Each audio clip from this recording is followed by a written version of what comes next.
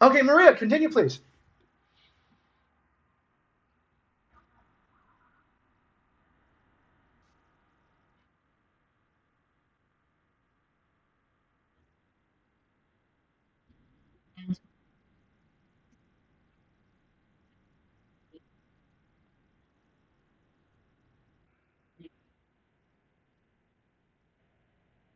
Hmm. Okay. Okay, this sounds great. Fantastic. Very, very good. So what I see here is actually, I think you guys all understand what the correct pathways are for actually delivering bad news, right? So we need to actually first discover all the bits and components of the bad news, all right? We need to analyze from our perspective, and we need to take leadership, and we should communicate to the rest of the team. I think this is great. Okay, so from what I can see, I think we are on the right track for this. Okay, let's go to Dira. Dira, I'm looking at your post here. Anything particularly different about your answer from some of the other answers that you've seen so far, Dira?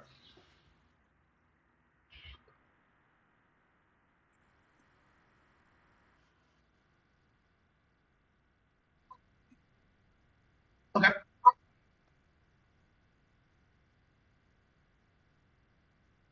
Okay. Okay. No, I think you're on the right track too. Okay, good. So I think we've established here that we need to listen to understand what the problems are. We need to analyze to get to the root causes, and then we need to communicate back a solution to the owner. Okay, and we should also let the rest of the team know and share that context uh, so that it's generally known. Okay, good. Let's move to the next slide here and take a look at another situation. Here's the other part that happens from time to time. There's going to be good news, right? It's not all bad news. There's going to be moments where there's good things happening as well. How do we manage good news? Okay, so I'm going to put this over here too as well. I'm going to make this a little bit bigger. Well, this became tiny. All right, so let's do this. Let's have everybody start giving their feedback on how do you manage good news moments. Okay, I'll start with talking with Jazelia. Jazelia, over to you. Everybody on post-its and write what you want to write, and I'll talk to Jazelia to get her points of view. Question, Jazelia, how do you manage good news moments? What is your particular?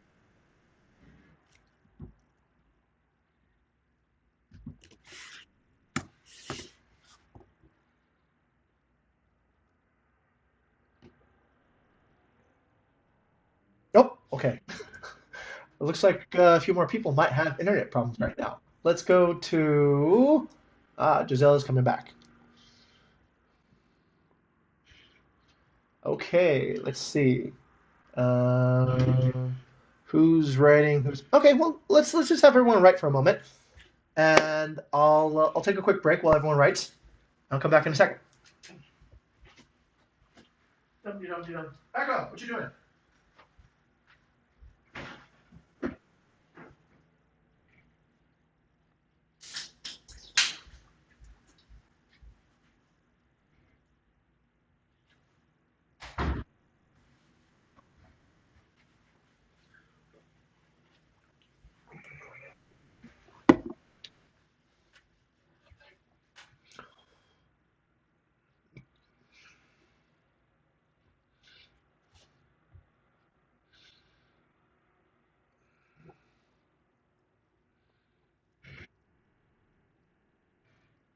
All right, Giselia, welcome back.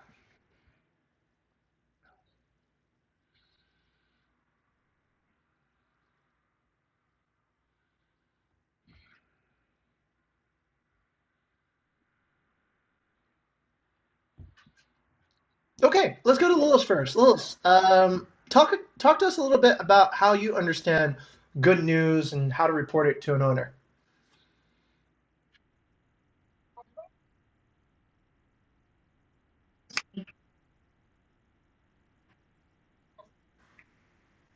Mhm. Okay.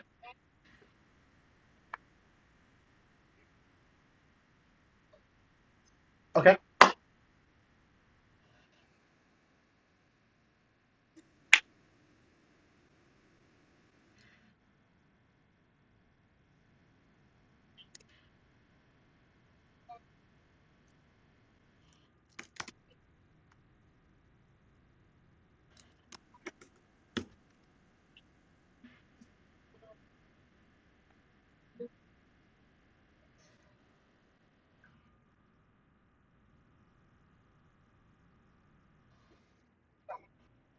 Okay, great, great, great.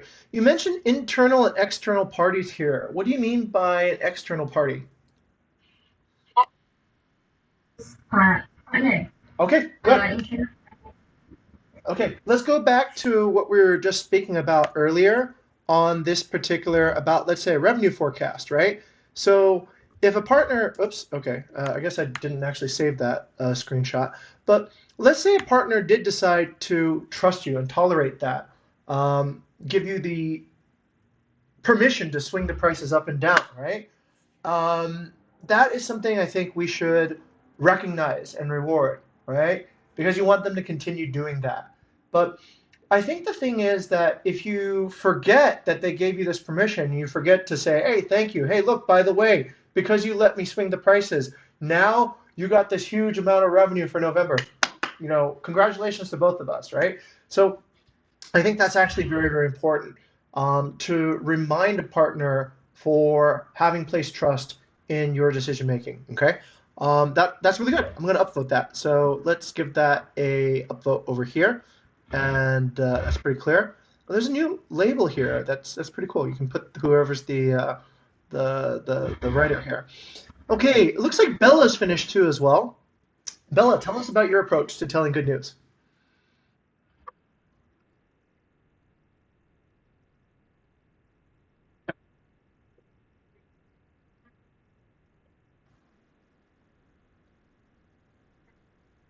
Hmm.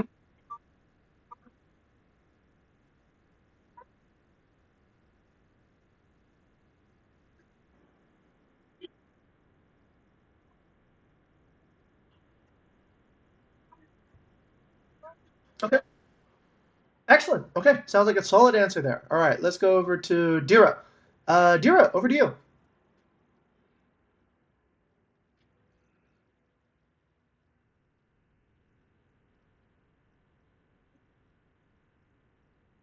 Okay.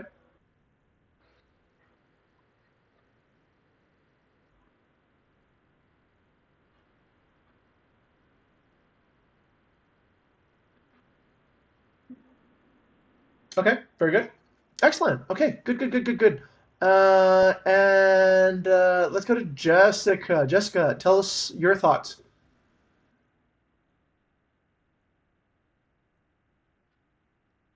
Mm-hmm.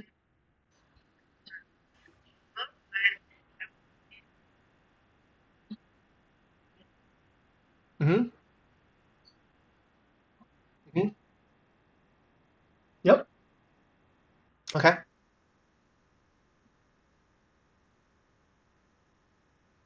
Okay. Excellent. Okay. So that is really good. I think that's a very well balanced answer, and I'll put it over here as a thought, right? I think what I'm seeing is this is a positive reinforcement strategy, right?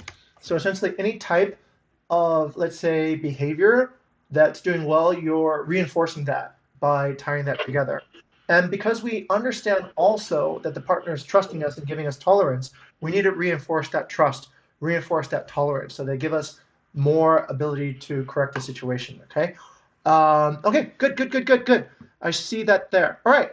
That's great. So overall, I can see that I think everybody here has a pretty good understanding of how to manage bad news and how to manage good news. Okay. So let's go next to this particular idea. This is the next part, all right? Reality number three.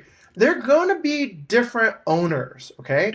So there's no chance that every owner will interpret facts the same way. Some people are probably more emotional. Some people will probably be more logical. Some people will be more sophisticated. Some people will probably be more simple. So what is your plan to communicate in a way such that you know that the owner is understanding you and you're gaining that trust, you're getting that tolerance back. Okay, so let's investigate this particular question. And once again, just start writing what you think is a good approach, okay, to actually conditioning an answer to be personalized to different types of owners. Okay, I'll let you guys work on that part.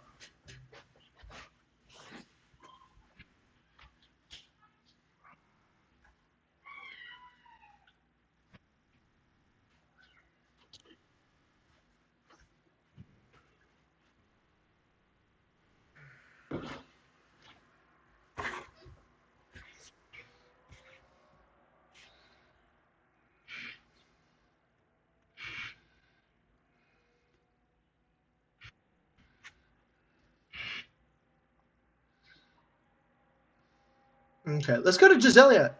Giselia, for you, how do you generally speak to different partners? Do you take on the same voice for each partner, or do you kind of think about how they communicate, what their tolerances are, and deliver a personalized approach?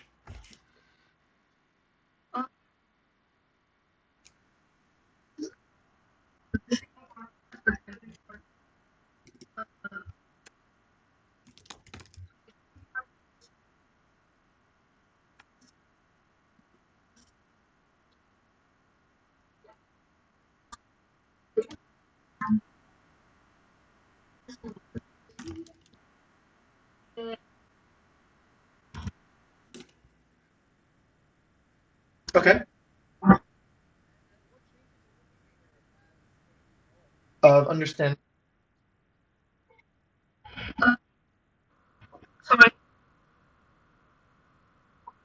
Okay, how do you change your communication depending upon?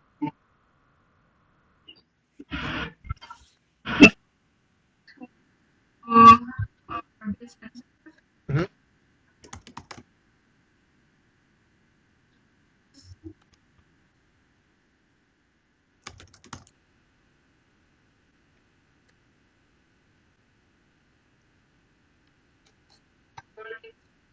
mhm,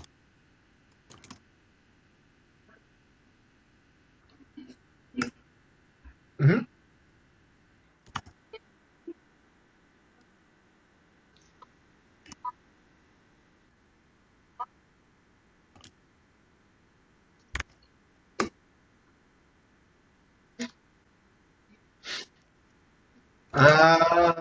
Okay, okay. Unless asked.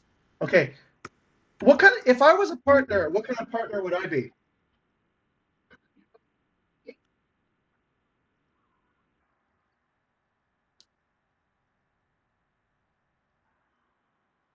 Got it, got it. Okay, interesting.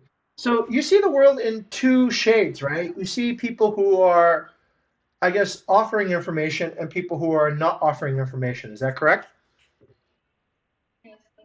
Okay, all right. So it sounds like, okay, Giselia sees the world as there's kind of like two varieties, right? There's one is a person who offers info, and the other one is not so offer info. Okay, all right, interesting, interesting. Um, sounds like you might need to learn some negotiation tools, yeah, to get you to get conversations going there. Okay, good. Yes. All right. Let's make sure you get access to those tools. Okay. Looks like Bella's got some threads here. I think some people have finished already. This is probably Lilith. Lilith. Okay. Tell me about your thoughts.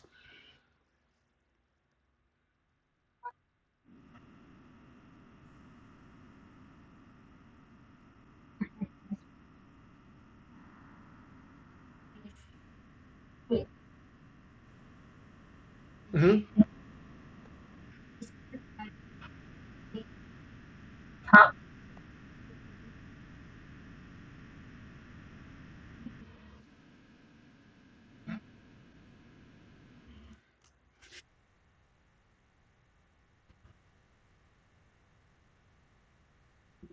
Mm-hmm. Okay. Very good, very good. So this is excellent. I think this is um, the normal steps that we take in persuasive discussions. So we identify ourselves, we identify the person we're talking with, we're picking the right channel of communication. How do you know if you're doing this right, Lois? How do you know that you're using the right media messaging? What's your indicators that the relationship is in a good direction?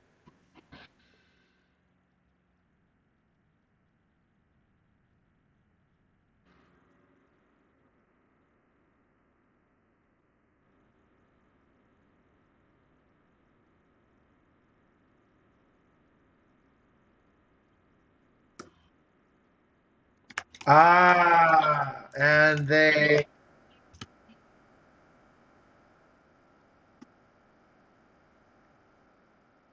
right. Okay, good.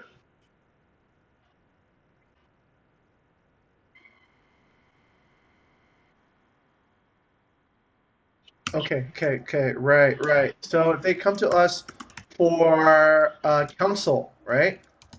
Um, if they have problems and they come to us to complain, that's probably not as good. No, probably not as good. Okay. Okay, good. Interesting, interesting. Okay, all right, good. Jessica says that, okay, Jessica's still writing, so I'll let her continue. And let's see. Torek, welcome. Join us, Torek, right?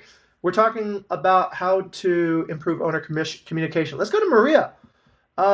Maria says that, okay, okay, okay. Yep, yep, yep. Okay, Maria, go ahead and speak on your idea.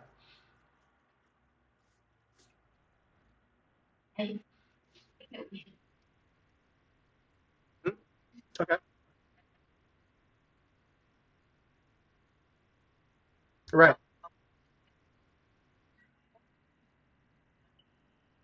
Okay, okay. Mhm.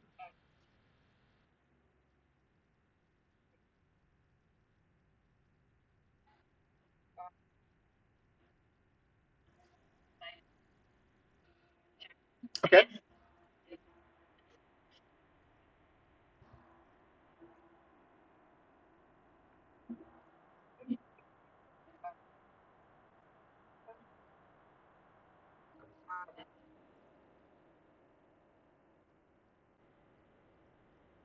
Mhm.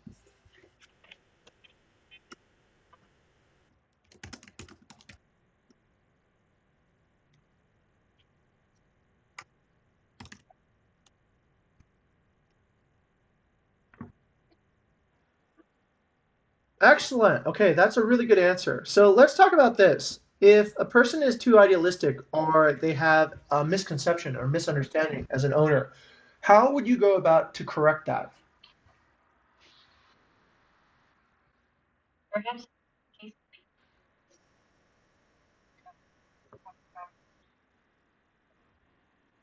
Hmm.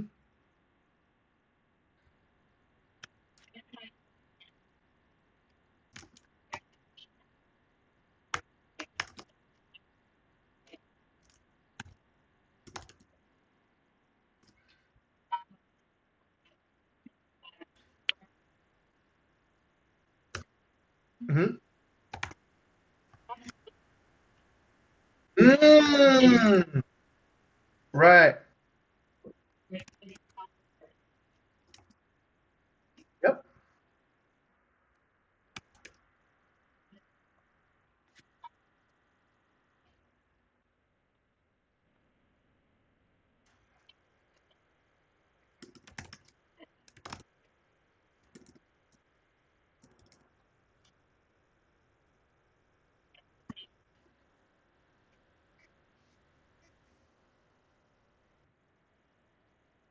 Okay, got it. Should we allow, how long should we allow for uncertainty to persist in a case where we have bad understanding, either on our part or on the owner's part? How long should we allow for uncertainty to persist?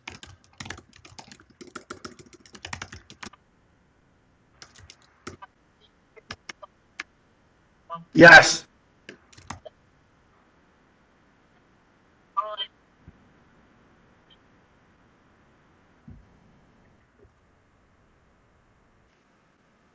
Correct.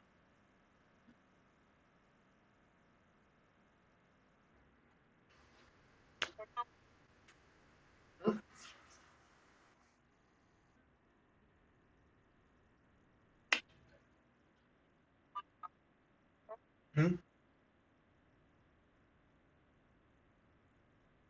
Mm-hmm.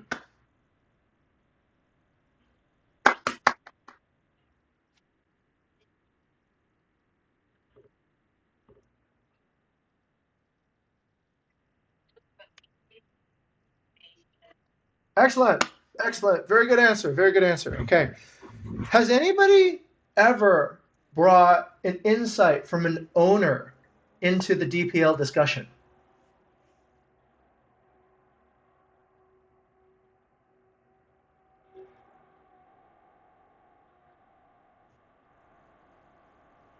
Okay. Okay. Good.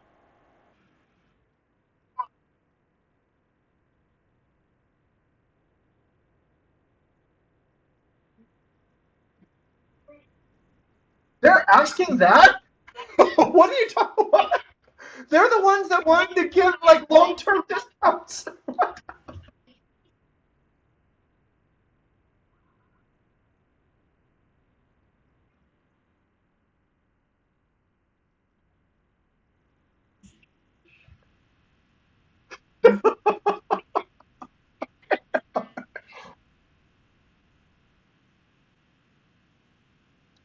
Okay.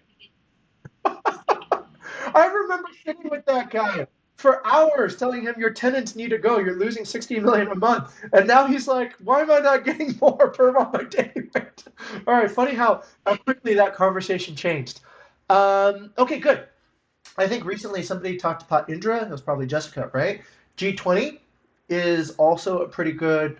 We don't really talk about that often, but I think it's something that can come in. Maria, your approach is fundamentally very sound, very scientific. Okay, and I think it's actually a good practice to listen carefully to owners because that's how we actually have business intelligence. When we have 180 properties, we have 180 minds.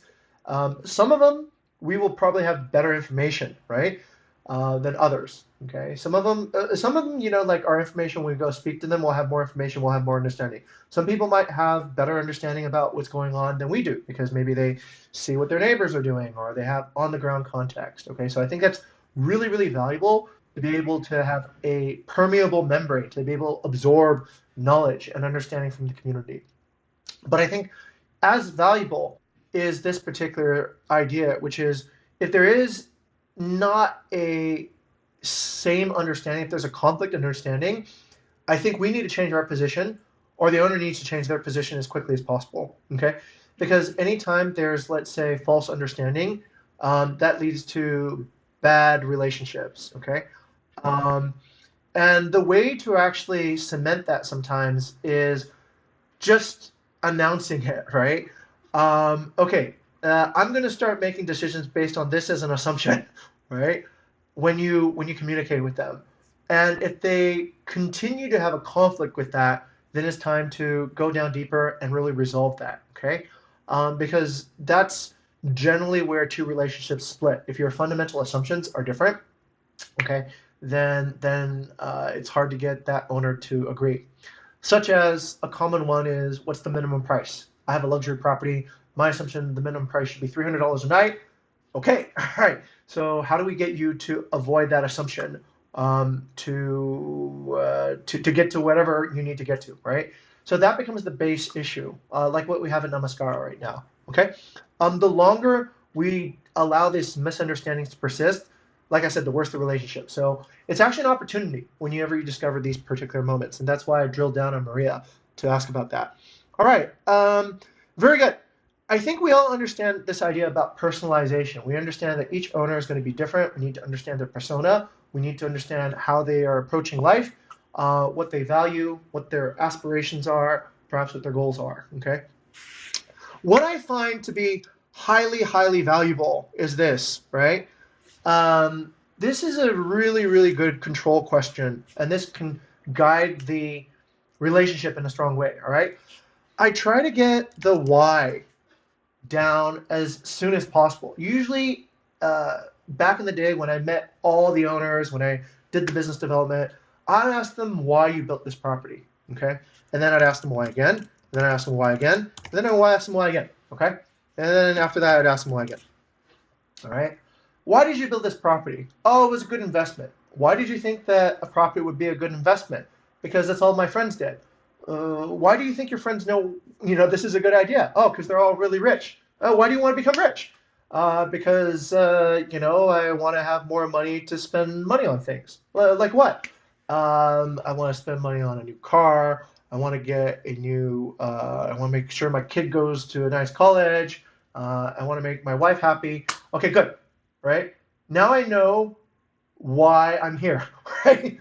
I'm here so that your kid can go to college, your wife can be happy, and that you have this particular set, okay? That, I think, is what we fundamentally need to know about each particular owner, right? And you can only develop this particular understanding if you're curious and you ask them these questions, okay? Another quick question can be, what is your plan for the future for this property, okay? Now, once you have that, you can always relate whatever you do to that reason. Does that make sense? Right? If you cannot relate what you do down to their core reason, you'll find it very hard to persuade an owner of anything, okay? Because you'll just be talking about things that you care or you think they care about, but you really don't know what they care about, okay? So let's say, for example, I'm able to get to the why. Why, Claire, did you build this property? Because I thought it was a great investment. Why, Claire, did you let Bukit Vista run it? Because you guys are doing a great job. Why do you think we're doing a good job? Because you give me good reports, because this. Okay, all right. So now I know what this partner expects from me, okay? The persona is important, but the whys are much, much, much more important, because if you know the why, in any discussion with an owner, you can just simply refer back to that main point.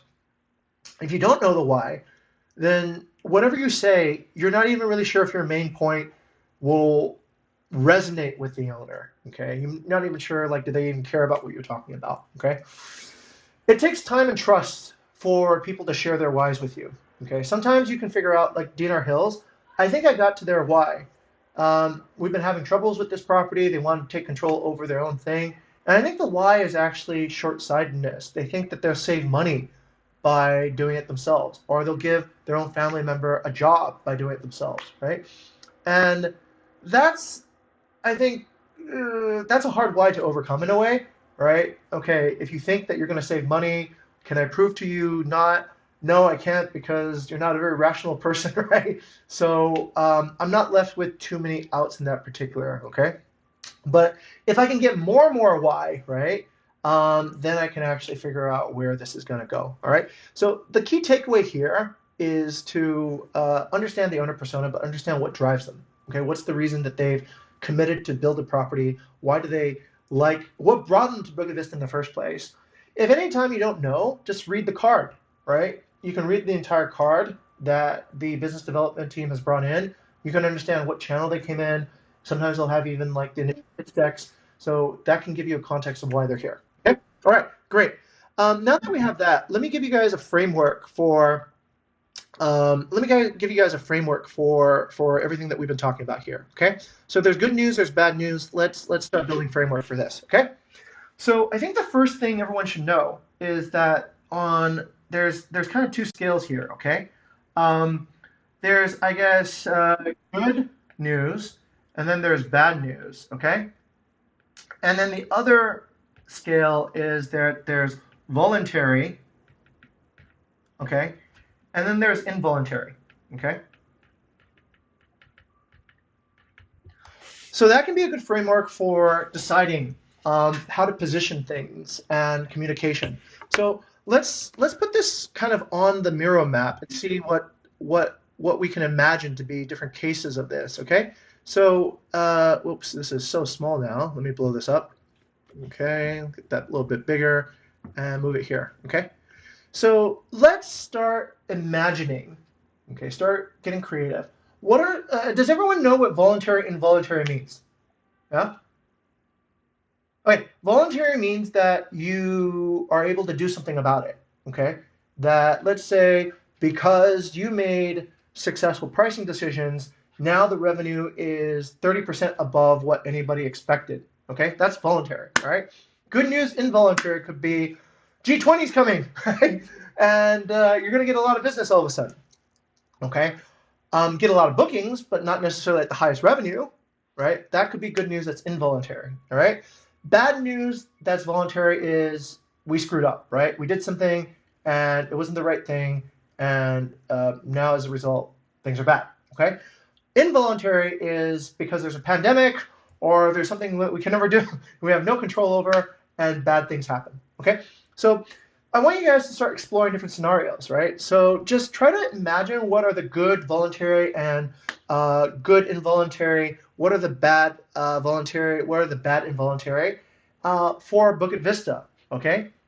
And then after we do that, we'll do another exercise, okay? So just start thinking and brainstorming here. What are the good things that we can do that is voluntary? Hmm. I'll give you guys a moment to think about it.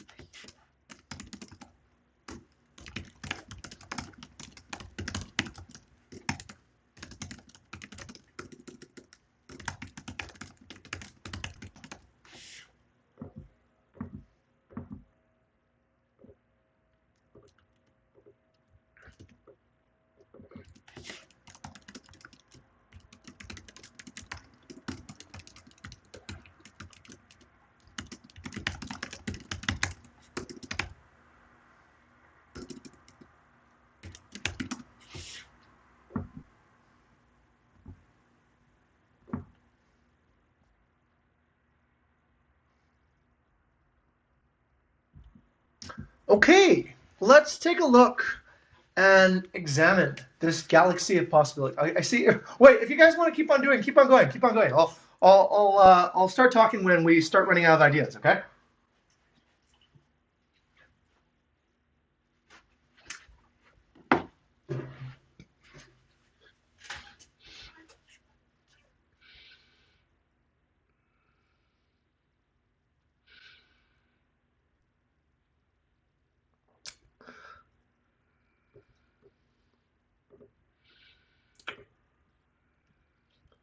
Okay. Let's go ahead and take a look at. Let's take a look at the easy stuff first. Okay. Let's look at good news that's voluntary. All right. Um, let's see. Let's go to Jessica. Okay. So Jessica, implementing a strategy and seeing it work to increase property performance. That's good and voluntary, right? Okay, great. I would qualify this as it might not be good news at all.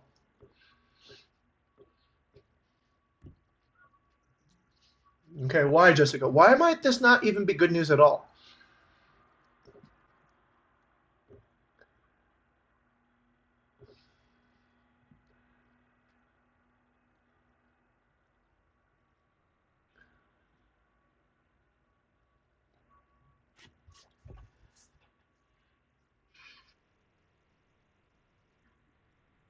Why might it might not be good news at all? Anybody?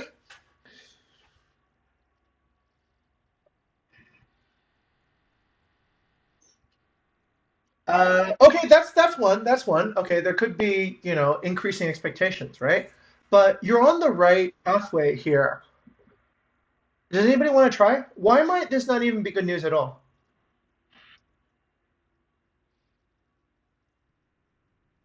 Nope. Ah, okay, good. Good. Okay, you're getting warmer. Bella, would you?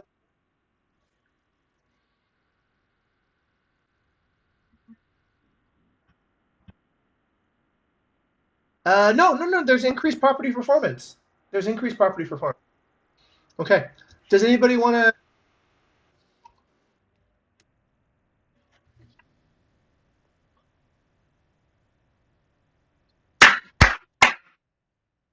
Right, right, right. There's no anchor, right? There's no anchor point. So what is better? You know, um, if you go like this, Jessica. This, let's say for example, I have a coordinate. Okay, so let's say this is red, and I'm going to use this. Okay, so this is a coordinate plane, right? And I tell you this, Jessica. Um, I say this is great.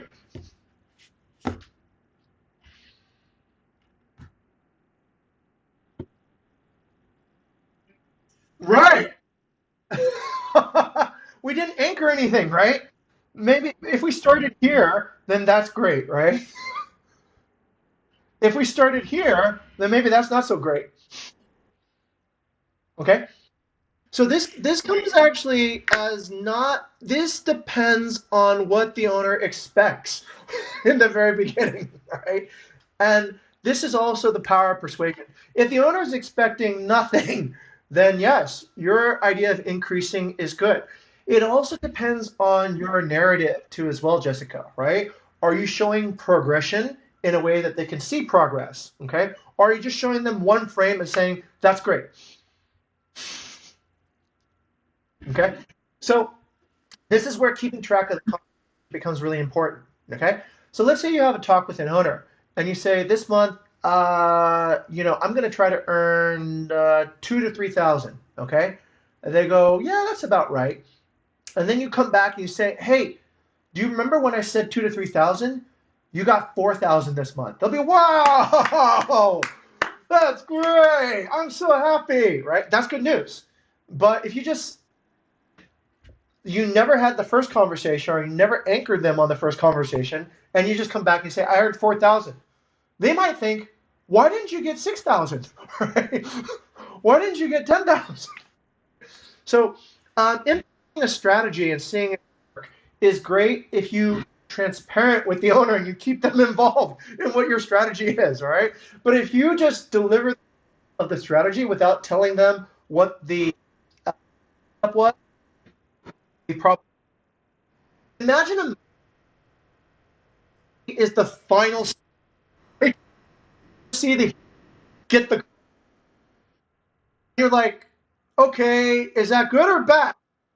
If you saw that the hero had to, survive cancer, they had to sell their personal belongings, they had to fight with their parents, and then they went around the world 3 times, and then they lost their best friend, and then they got the girl. That's a very different story, right? So I think this is correct, but my feedback is definitely inform the investor what your strategy is at the beginning in order to get that as good news. Okay, that's why I give you kind of like a wink in this particular case. Okay, good. Let's take another look here. Giving updates and our strategy. Yes, yes, Lilith, that falls under identifying opportunities and identifying threats. Okay, that's very good. So when we give our updates and we're proactive, we are telling the owner about our strategy now, right? You're giving them, hey, G20 is coming up. We're probably going to be able to make a lot of bookings for you, okay? So we're going to start raising rates and we're going to do this. And then, guess what? Maybe you've had a year trying to explain RevPAR to this person, right? They don't get RevPAR. And then you finally show them, right? Hey, look, G20, I got you a higher rate. I got you 20 nights booked, right? Your RevPAR went up. You see? And that can be, I think, a good understanding. So yes, giving updates on the market conditions and your strategy response is being proactive. It's voluntary good news. Okay, that's great. I put in things like this. So this can be a sequence of voluntary actions that you can explain as a revenue manager to an owner. Let's put in self-checking kits. Why? Because with self-checking kits, you can take instant books. Why is that important? The more bookings you get, the higher ranking you'll get. And since you keep on asking me about pricing and getting this will help you attain a higher price. Oh, okay, great. Okay. But you see, my end benefit that I tell the owner is very much related back to what we were talking about before, right? What is the person's persona? Okay. Why? What do they ultimately want? Some people, their persona is very simple. They want to earn a lot of money and not have to do a lot of work. Okay. Or they want to earn a lot of money and not spend a lot in the operation cost. That could be what they ultimately want. So if you know that, then that's their underlying motivation for the ADR concern. Okay, that's probably why they care about the ADR so much. All right, they want to earn a lot without having to spend more. Okay, so if you can connect a very simple idea like a self-checking kit to that costs nothing to them, right? Then they go, yeah, sure, I'll do that. That sounds good. Okay, that's a voluntary. Okay, yes, I think this is also important, Lilith, which is this is the macro response, right, to the market conditions, but also the micro conditions that happen, the micro context of what's happening. You have a loss of ranking.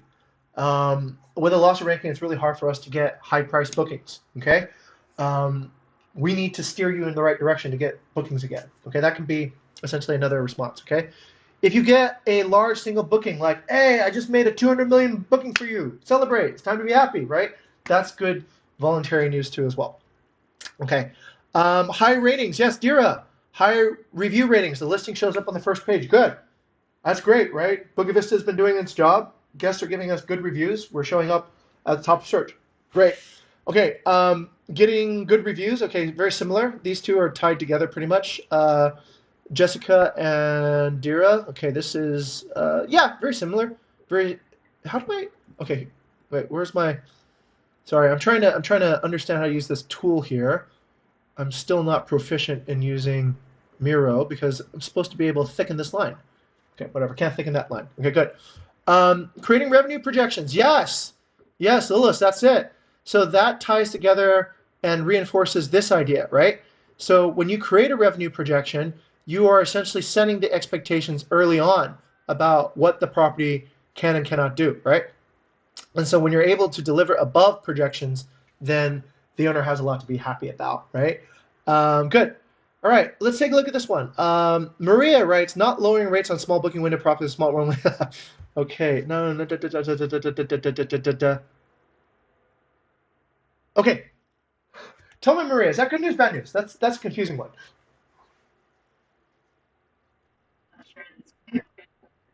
Okay, not lowering rates on small. Oh, smart. That's really smart, Maria. I like how you put it in the middle. Okay, good. Um, yeah. Let's go to Jessica. Or let's go to Torek. Torek, what do you think about this one? Not lowering rates on small booking window properties with small runways left, despite the nearly expired consideration. It could be the opposite too. It could be lowering the rates. All right.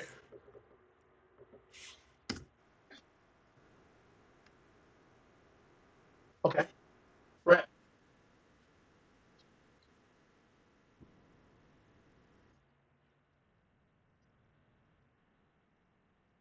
Okay.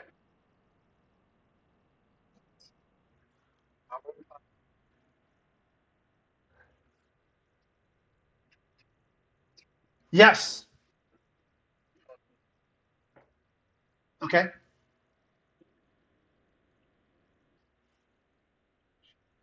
That's a revenue discussion. That's not a communication discussion, right? But ultimately, that's not news. Right? That's a decision that you guys got to make. The news is what happens as a result of that. Okay, the news is what happens as a result of that. Do you get better than expected results, or do you get worse than expected results? Okay. Now, here's where the news is, and I think it's actually a clever discussion. I'll jump in. Now, if you find out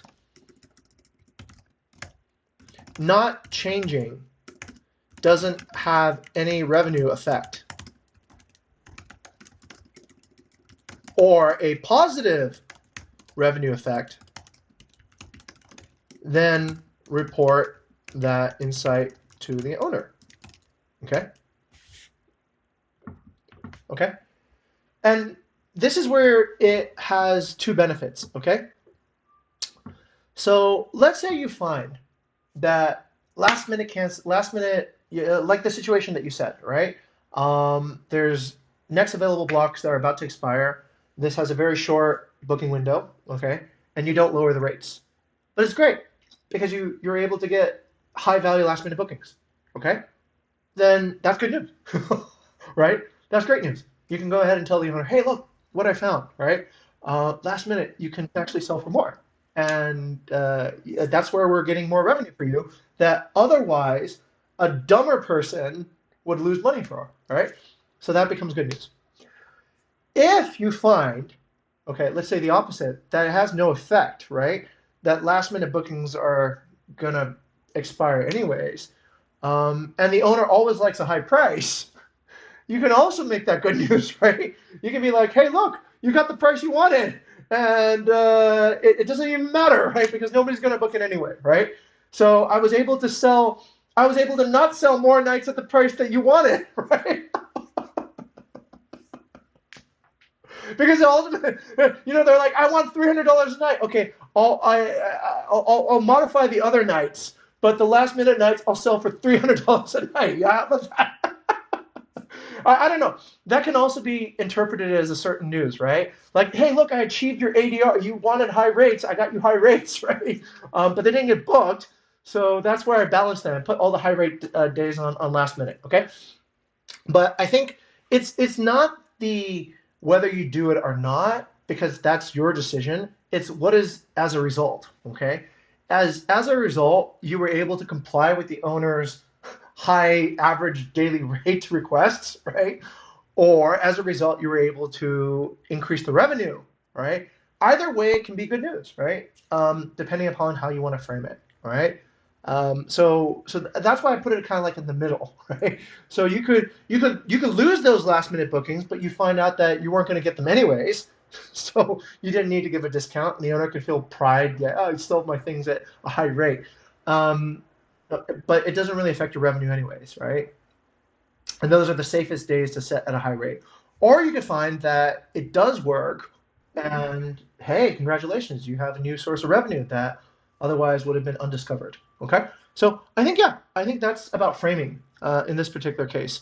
All right, Maria says knowing the appropriate high-low bus. Yeah, that's voluntary, but that's still a little bit too in depth, Maria. Okay, most people in this group will understand what you mean, right? We looked at, the math, we looked at the swing, we looked at the top. Okay, so that makes sense for us, but for an owner, it's like, you know, you got to connect this to a benefit, all right? So this is very important. You need to connect to a benefit that the owner understands.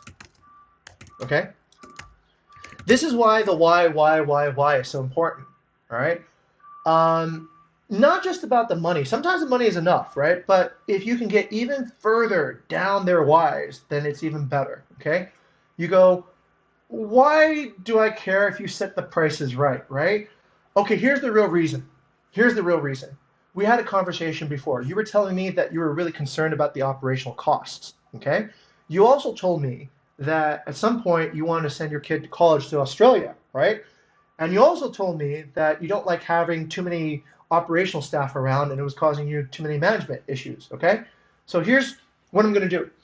I'm going to move your price to the best location possible, okay, that we can find. So that way, when we do give a discount, it won't be too much, but when we go up, it can be quite a lot, all right? What that's going to be able to do is that on most days, you are going to earn the maximum possible for that particular day without giving up too many empty days, right? Without losing too much on discounting too. But what you're going to see over time is over a year, 2 years, 3 years, 4 years of working with Bukit Vista, you're going to make more and more money every year. And the reason for that is because when we get the pricing right, your ranking goes up.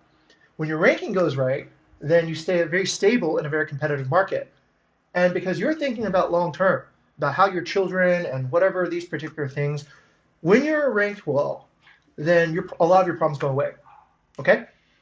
That's why this particular thing matters to you. Okay? So that's the connection. Okay, and they see it. They go, oh yeah, that's good. Thank you, Jane. I'm going to refer my friend to you because they also need this particular.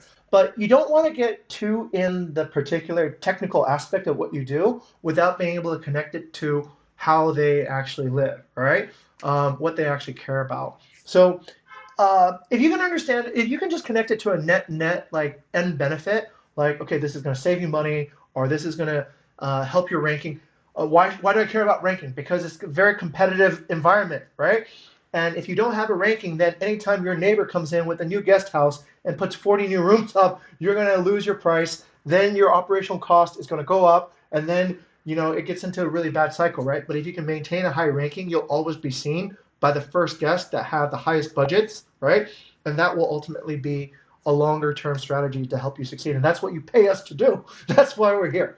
So that's explaining ranking in a way that a partner could go, oh, okay, I get it, understand. Okay, so just make sure that any particular idea you connect to also then gets translated into something the partner can understand. Okay, same thing here. Same thing here, Maria. Maximizing the Airbnb round. They don't care. It was like, I'm really Airbnb, Booking.com, whatever. Right? All the same to me. I just need to I need my concerns to be dealt with first, okay? And the faster you can do that, the better. All right, let's take a look at this stuff over here. There's a lot of stuff here. Listing stuck due to a bad review. That's bad and involuntary. Here's what we're going to try to do, everybody. We're going to try to convert everything on bad and involuntary into good and voluntary, okay? You guys ready? This is going to be great, okay? Listing is stuck to a bad review. That's great. That's great news. I'm going to report that to an owner right away. Right? Let's go to Dira. Why? Why could this be great news?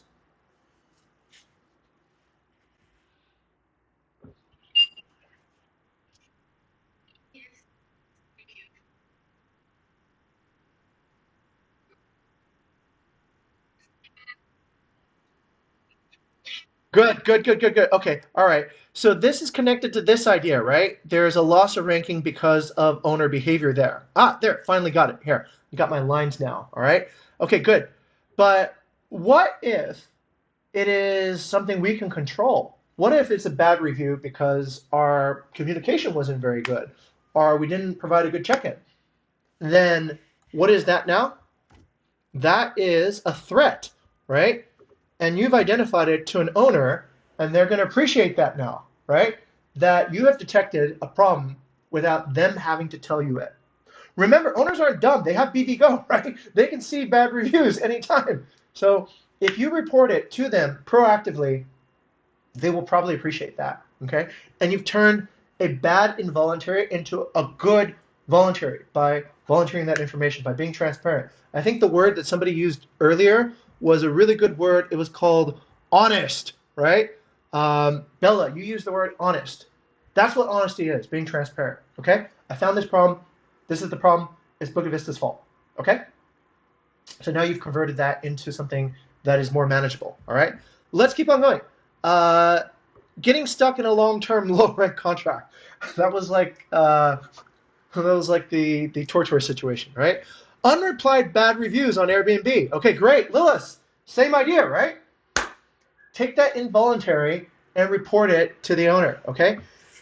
But remember, we're all part of the same company, all right? You know who the hypervisor is, right? In operations, it's me. So this can always be turned into good news again, right? As long as it's something we can do, you can inform the owner that this is a threat. And this is something that you've detected that now you can inform to the HAR team and either tell the owner, look, we just don't have anybody to do it right now, but this kind of sucks. Um, or let them know that we're working on it right now, right? And you'll see this repaired in a few days, okay? Lilith, I went to Justin and I told him we don't have any offline hosts, right? I confirmed what Bella said. Bella said we don't have any online hosts. Sorry, the guest had to do their own inspection. You want to have somebody there to bring them there, but we don't. I told them this is our hiring plan. This is the number of people we've approached. This is our LinkedIn. This is our website. It's all really good, but it's really hard to hire people. And Justin went, okay, right? He understands, right?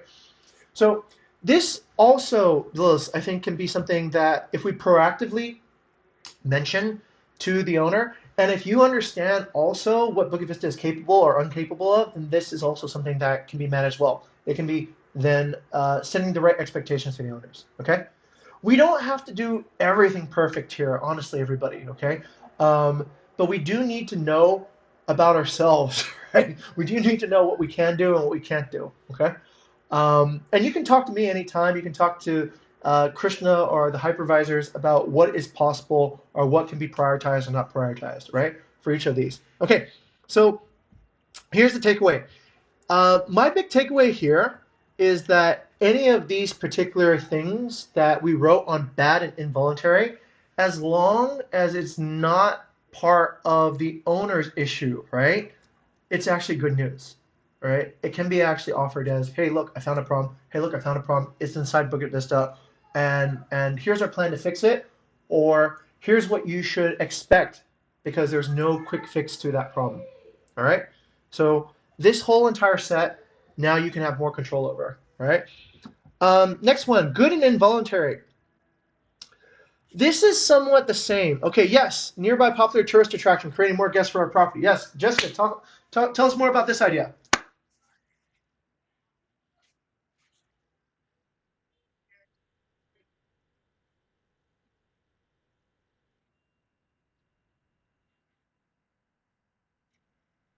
Uh-huh.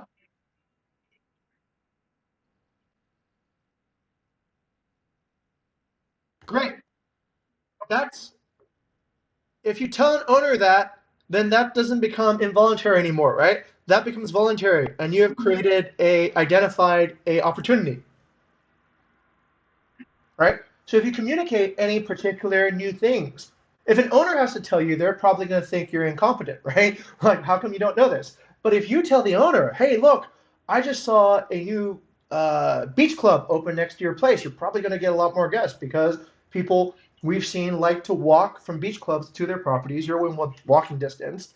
and bingo, right? So anything that you can discover about anything that happens inside the company or inside the marketplace that's an opportunity becomes not an involuntary benefit, it becomes a voluntary benefit, right?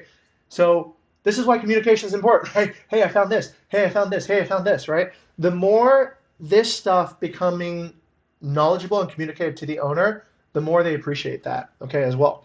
Okay, let's take a look at the voluntary bad things that happen. Increasing the rates when booking paces and stay home costs less bookings. Yes. Okay, that can happen. What do we do then?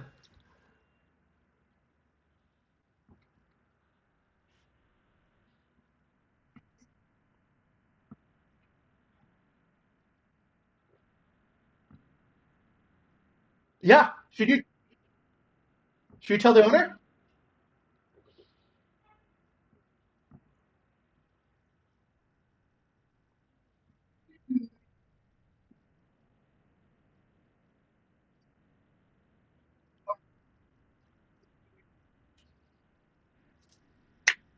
There you go. There you go. Right. The more you tell the owner, the more that, let's say, for example, if you failed using this strategy and later on you need to have a discussion about whether to raise or low prices, right? You can show them, hey, look, when I tried raising the prices, it killed your booking pace. Your booking pace killed your ranking. Your ranking then dropped, and then it took us a month to actually get you the next booking. And in the meantime, you lost 55 days of empty nights, right? That was my fault because I didn't see that. Now, do you want to make the same mistake as me by asking me to raise the rate right now when your booking pace is well below what we see as the minimal acceptable level? Okay, so this is all actually really interesting. It's all a matter, really, most of this is how do you report, how do you communicate? Okay, anything that is bad news that, let's say, you didn't mean that, but you communicate, that you detect, then starts becoming trust building. Okay, um, this particular thing, Elliot and I talked for months about getting stuck with this long-term contract at Villa Tortoise. Okay, finally, by some miracle, the tenant themselves decided to move out. But as soon as that happened, Elliot was overjoyed. He was really happy. He's ready to get back on track. And then he offered to give me more of his friends to manage properties in Binghamton as well. Okay, so I think the particular about involuntary is this: if it's involuntary, let the owner know, right? Let them know, okay, hey, look, this is whatever. Um, this is just the way it is, and just keep their expectations within that range, all right? You can move most of this bad involuntary into good involuntary if you offer the information, if you communicate, okay, and thereby build more trust that way. All right, that's pretty much the mechanics of what I really want to show you guys, right? Because this is where I see a lot of the frustrations are. It's not knowing how to communicate these particular moments up to the owner, okay? Or not even trying to communicate these moments to the owner. But the more I think we start communicating, the more that we understand what it is that an owner is looking for, the clearer we're going to be able to do this, all right? Now, let's do this. I know most of you probably are looking for some sort of supervision or some sort of particular way of doing it. So let's do a demo right now, right? Let's do this. Um, let's take what we know right now and let's start experimenting. For the last, let's say for your, let's do this, everyone, okay? Take your most recently finished, okay? Take your most recently finished inspection, okay? And help me understand this, okay? Does everyone know what a Minto pyramid is? Let me illustrate what a Minto pyramid is, okay? Okay. Let's try this, okay? Let's try everybody practicing a Minto pyramid with the last inspection that you did for a property owner, okay? So try to figure out, do you have good news or do you have bad news, okay? Do you have good news or bad news? And let that be your first title, all right? So I'll give you an example. Let's say, for example, I say this is good news. We achieved higher than expected revenue, okay? Okay, how am I going to illustrate that? Maybe I take a snapshot of the revenue of the property, right? Maybe I take a snapshot of the revenue of the overall company, okay? And then I take a snapshot of, oh, I don't know what's a property that's doing really good. Probably Me Villa, yeah? Okay, then I take a snapshot of the property. I say, maybe this is good, right? This is a good comparison. So I say, your property is tracking as well or even better than the entire Bukit Vista inventory, okay? That's my insight number one, okay? And maybe I go over here to the booking pace, okay? And I go to Me Villa. I look over here, and I look maybe not in the 12, maybe I look in the last 14 days, okay? Okay, and I show them their booking pace, okay? And then maybe I compare the booking pace of Me Villa to, I don't know, maybe let's just compare it to Atra, okay? Like some other similar type property in the area, okay?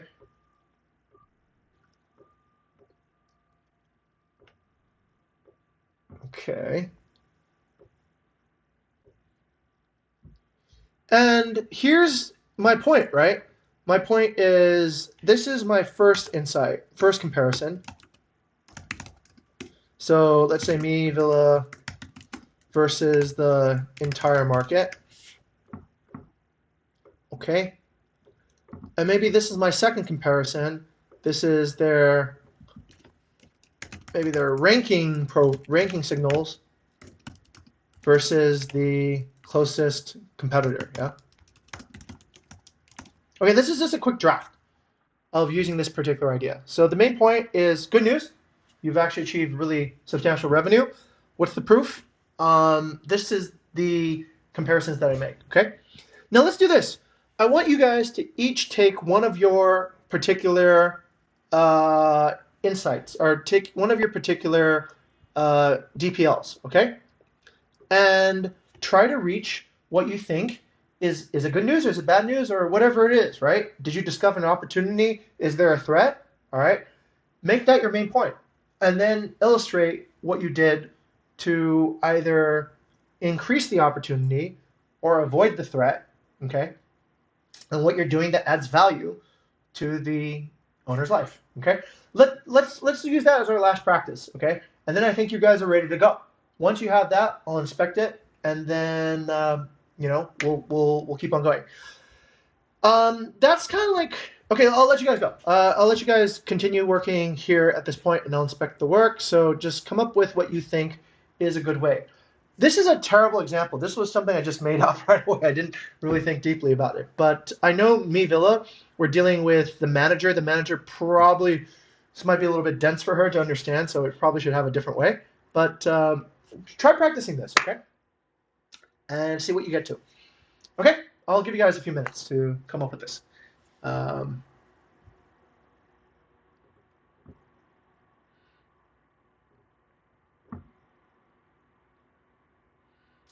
and everyone can do it. So Dira, Maria, Jessica, and Bella can all get involved in this one.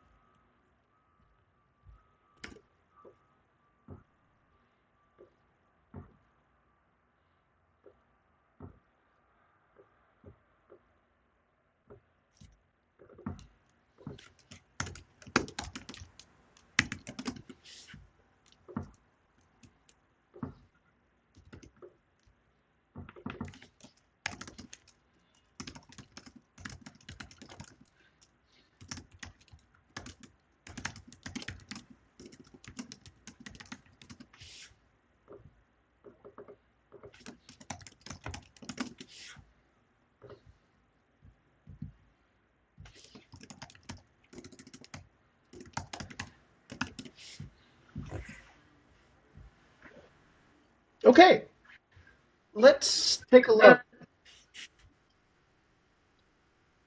Yeah, go for it, Giselle. Go, go, go, go, go, go, go, go. Jump into it. Okay. All right. Let's take a look at this. And I think this is probably where we need the most coaching at this point, right? Um, I propose we probably do this, Alyssa, okay? So maybe at the end of each particular row, there should be maybe like a new section of what is the summary, right? To the owner summary section. What do you think about that, Lilith?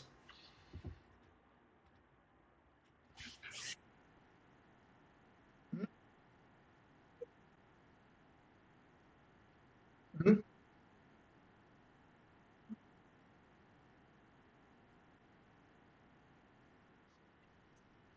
Okay, very good, very good.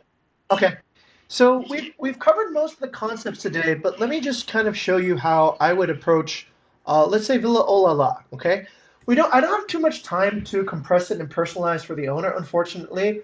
If I did, I would probably use more simple graphics. Okay, to just sort of indicate the progression. Let's say I was trying to tell Villa Olala what is it that I'm trying to communicate to them. What's my main point? Okay. I would take a look at this. I said, my main point today is I'm going to show you that Bukit Vista is positioning your property for long-term success. Okay? Why do I think long-term success? Because I've been there before and I can see that this owner spent a lot of time and money and effort getting this thing ready. Okay? So if you're already going to go that far into the jungle, if you're going to build the road there, if you're going to create a rather large property on that location, you're probably not thinking about doing this just short term. You're probably thinking about long term. Okay?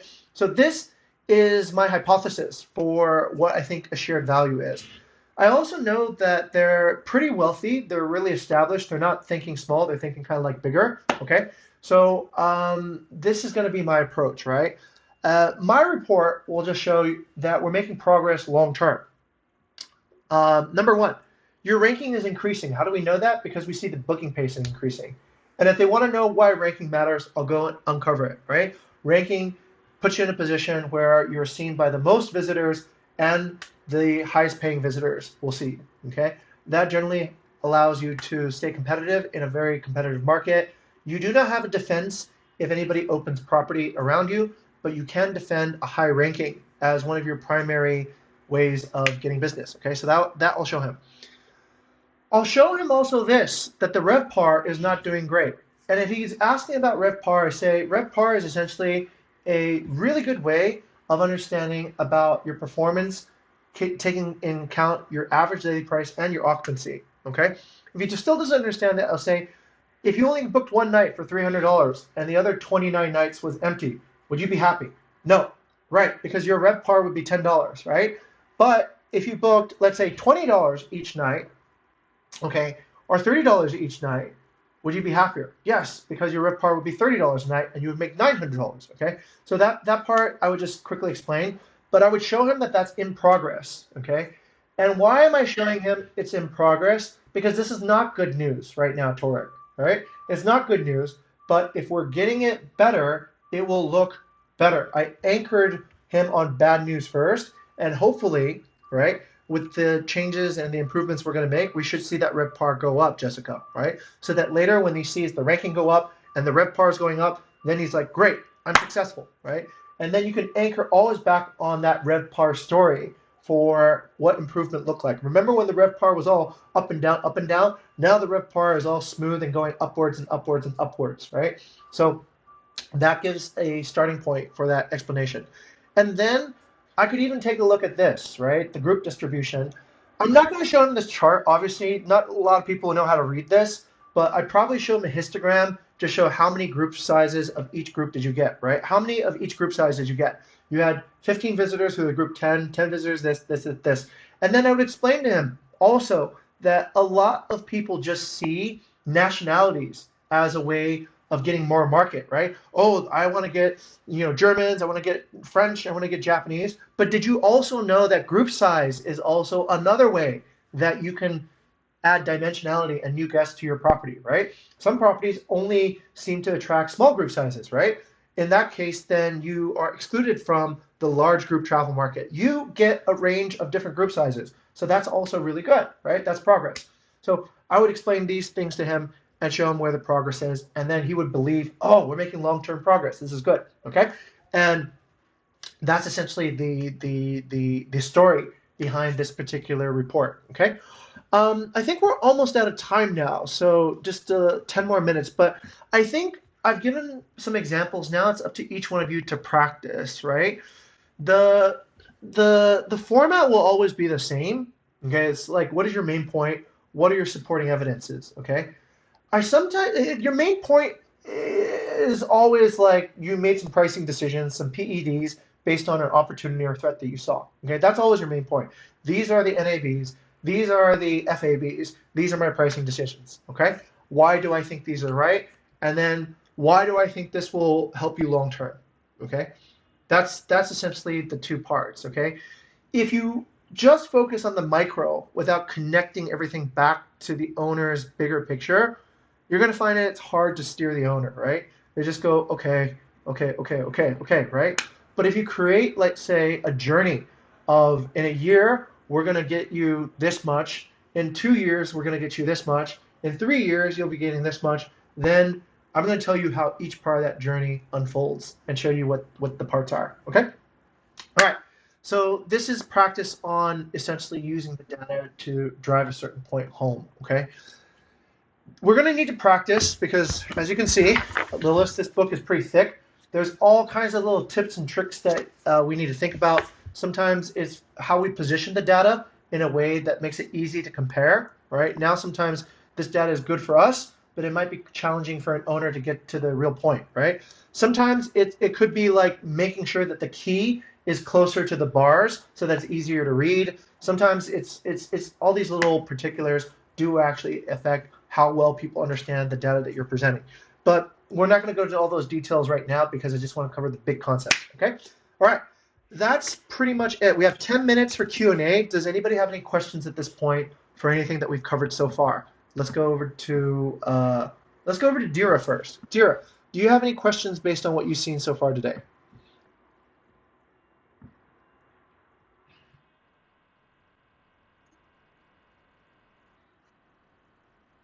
Okay.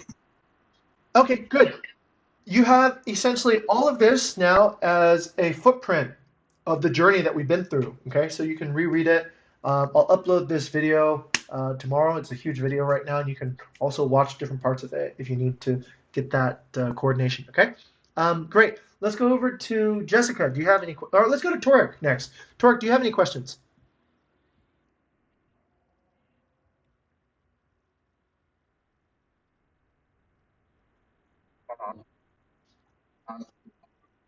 Okay, good, good, good, good. Okay, let's go over to, let's see, who's next. Let's go to Jessica. Jessica, any questions on your side? Okay, let's go to Maria. Oh, oh, there you are. Okay, there you are, Jessica. Yeah, go ahead. Okay, good. Maria, over to you. Okay, okay, all right. Let's go to Bella.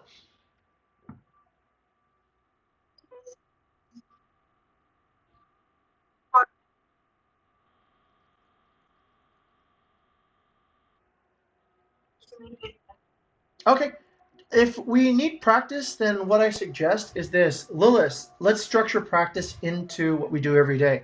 Let's add another column here for where people can actually give an owner update, right? So I think it should just be pretty simple. What is the main point you're trying to prove today? What is the main opportunity or the main threat that you've detected? What is your sequence of actions? And what do you believe the owner's main motivation is? Okay, it can be high ADR, it can be legacy, it can be just a good relationship with Bukit Vista, whatever those parts are.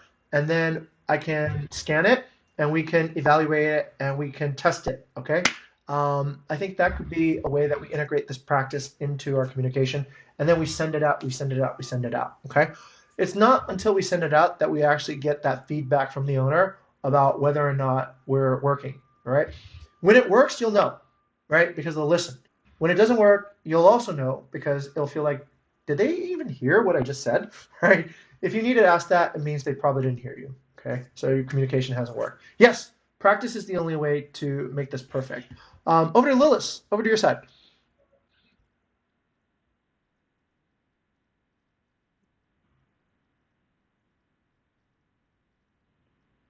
Okay. Yeah. Yeah. That's great.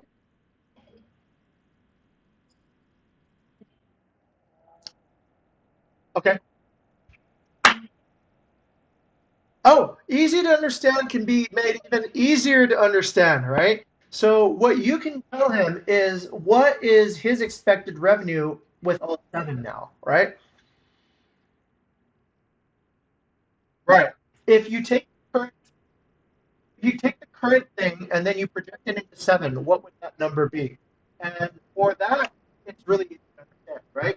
You can say, trust Bukit Vista. Bukit Vista already got you here with four. If you give us seven, then we are likely to get you here. And why should I believe you? It's because of this comparison that I did with 2019 and here. Um, you want, in this particular case, List, to eliminate all the crap that gets into your way of understanding, right? You want, if you're dealing with a really simple owner, you want to simplify, okay?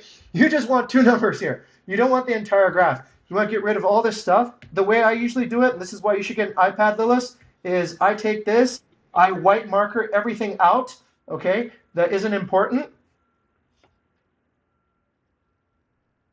okay? I just white marker all that stuff out. I white marker everything, everything out, and then I make it easy for this person to understand two numbers, right? Or I white marker everything out, right? All this stuff in between. They don't need to know. They don't need to know any of this. This is just confusing, okay?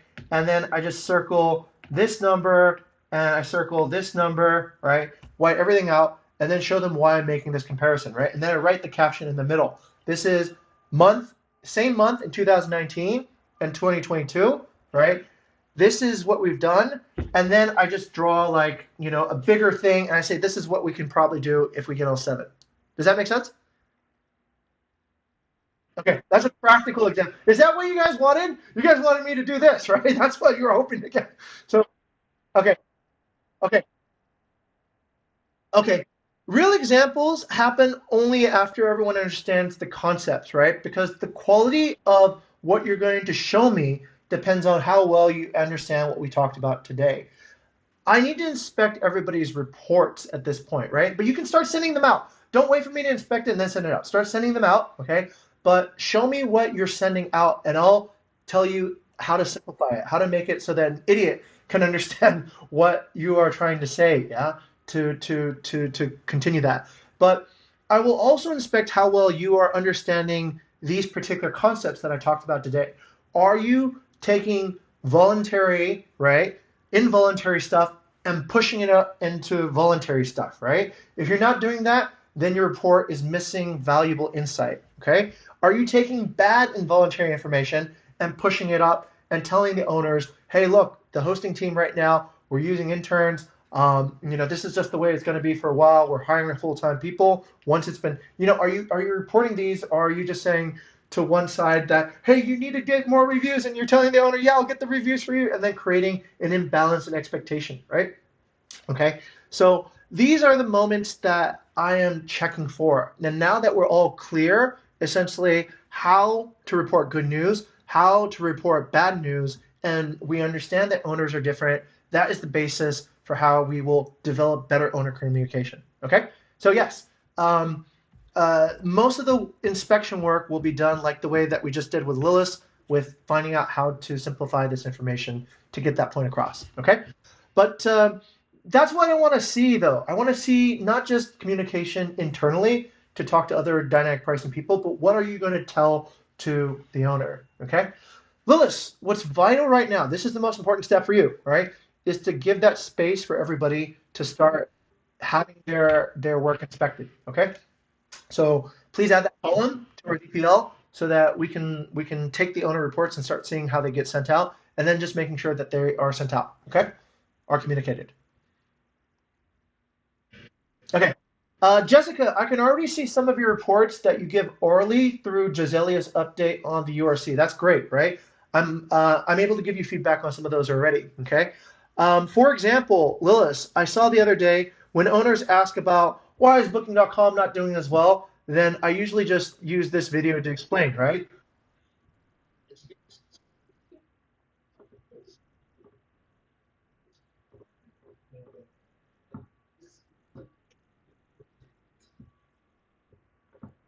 Okay, everyone's seen this, right? That moment right there is how you persuade with data. You show them Booking.com, Traveloka, Agoda, and then you show them Airbnb, and then they go, "Oh, okay, I see now," right? That sequence is also very important, everybody, right? Because if you show them Airbnb first, there's no dramatic reveal. There's no, okay, all right. Show them, okay, this is anchor first, right? Anchor, okay, this is what you want.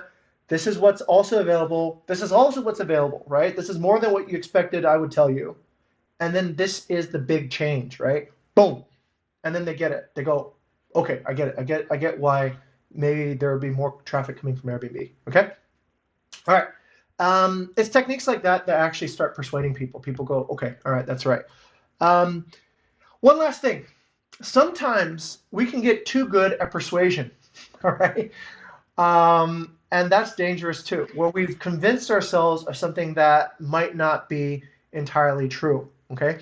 And I think it's important as scientists in this particular mindset, as honest scientists, that we always have a little bit of skepticism about what we're saying. Okay. So that we're open-minded and we can listen and understand what owners are telling us, what anybody can tell us, right? Maybe the Pembantu can tell you something that could be valuable in understanding your strategy. Pembantu can tell you if there's a new beach club opening up nearby, right?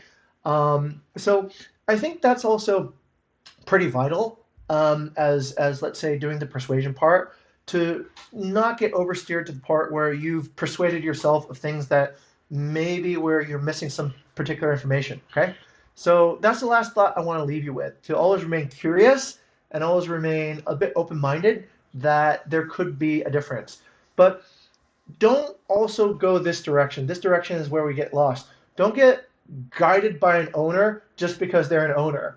9 times out of 10, we probably have more information. We probably have more understanding than a person who does not do this full time for their full time job, right? We put a lot more thought into it. We see the information on a daily basis. So somebody who's taking snapshots probably won't have the same accuracy, okay? But there are 10% of the time where sometimes they're right, right? Okay, that's it. Good luck, everybody. Hopefully this was helpful for improving communication, and I look forward to seeing these reports soon so we can give feedback and active guidance. Bye-bye, everyone. See ya.